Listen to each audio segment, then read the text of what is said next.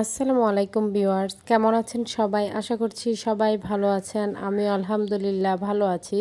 তো নতুন আরেকটি ব্লগ নিয়ে চলে আসলাম আপনাদের মাঝে। তো আজ তো একদম ঘুম থেকে সকাল সকাল উঠে পড়েছি, যেহেতু মাকে নিয়ে যাব হসপিটালে।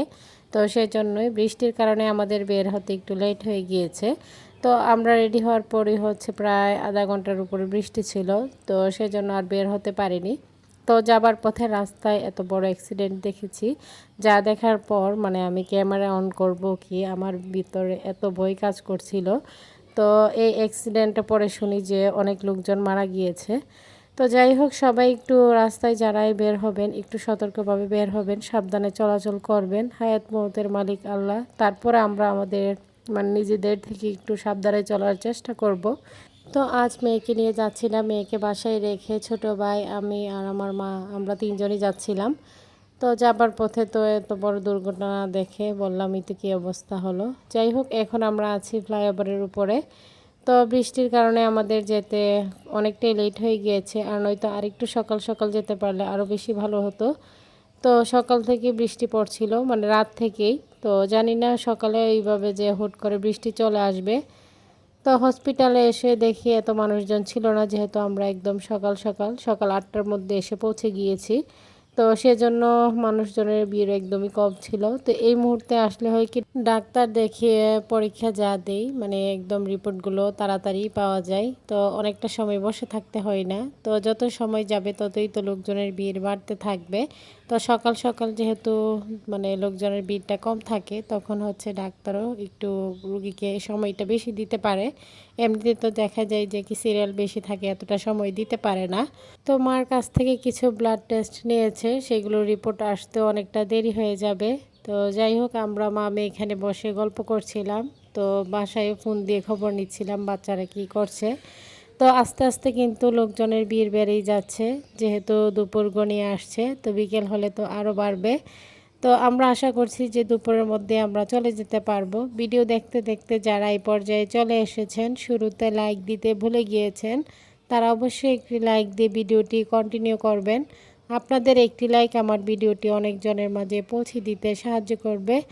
তো আমরা পরে রিপোর্ট বের হওয়ার পর ডাক্তার দেখিয়ে তো এখন চলে যাচ্ছি বাড়ির উদ্দেশ্যে।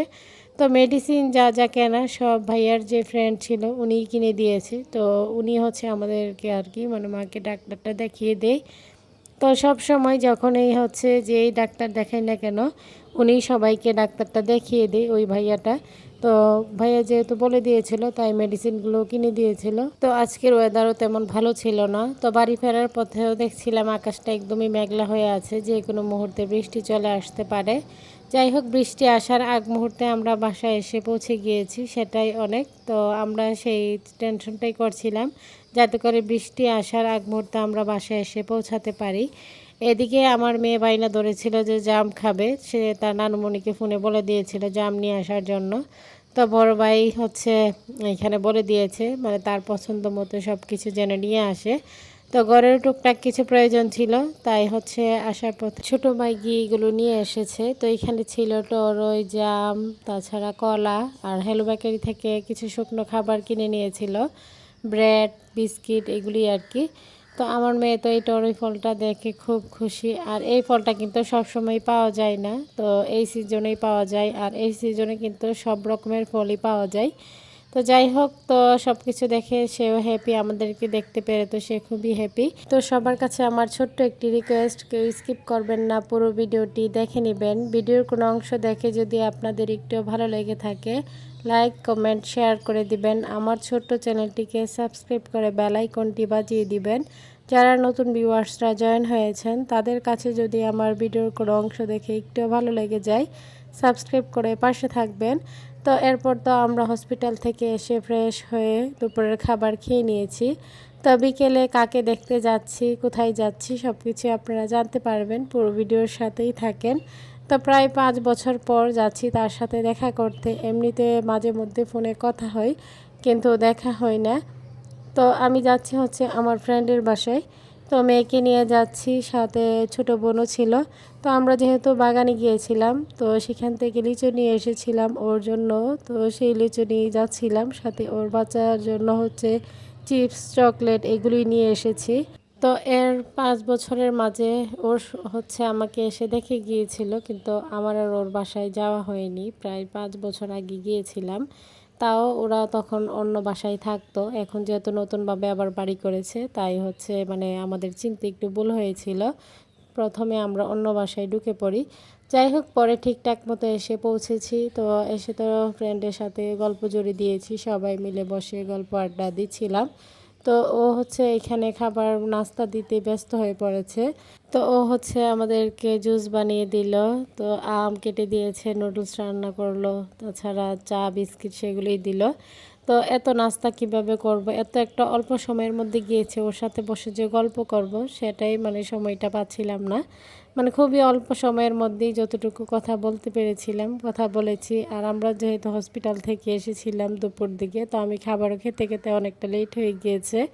তো ও হচ্ছে মন খারাপ করছিল কেন কোনো কিছু খাচ্ছি না। তো পরে জুসটা খেয়েছিলাম আর আম নিয়েছিলাম আর চা খেয়েছিলাম আর কি। তো এরকমই অনেক দিন পর যেহেতু, আর আমাদের সম্পর্কটা এরকম কি বলবো, ফ্রেন্ড বললেও ভুল হবে, একদম বোনের মতো। মানে এরকমভাবে আমরা চলাফেরা করেছি। তো ও এখন একটু অসুস্থ, প্রেগনেন্ট। তো সবাই ওর জন্য দোয়া করবেন, ওর জন্য সুস্থ সন্তান হয় আর ওর নিজেরও যেন শরীরটা ভালো থাকে। তো সবাই দোয়াটা করবেন। তো এখানে বসে গল্প করছিলাম, অনেক কথা হচ্ছিল, যেহেতু অনেক দিন পর দেখা, বুঝতেই তো পারছেন কেমন কথা চলছিল। তো এরপর আমরা বাসায় চলে আসি। তো সেখান থেকে বিদায় নিয়ে সে আবার আমার মেয়েকে ঈদ সালামি দিয়ে দিল। তো আজকের ভিডিও এই পর্যন্তই। সবাই ভালো থাকবেন, সুস্থ থাকবেন, আমার পরিবারের জন্য দোয়া করবেন। আরশিন স্যারকে দেখে সবাই মাশাল্লাহ বলে দিবেন।